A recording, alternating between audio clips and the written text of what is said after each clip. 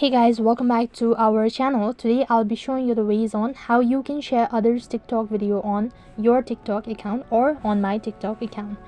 So in order to do this procedure, first of all, update your application.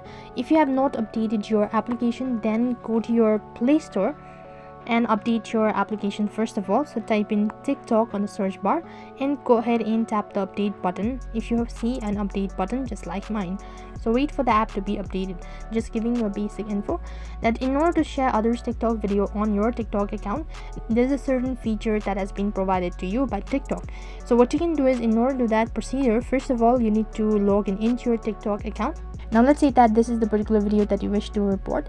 So what you need to do is, in order to report the video, you can simply go ahead and tap on the arrow icon located right at the bottom, and there's a feature as repost. This particular feature allows you to share others TikTok video into your own TikTok account. So if I go to my profile and if I tap on the upside down arrow icon from the top, you can see that this is the particular recent video that I've recently reposted. So this is how you can share others TikTok video on your TikTok account.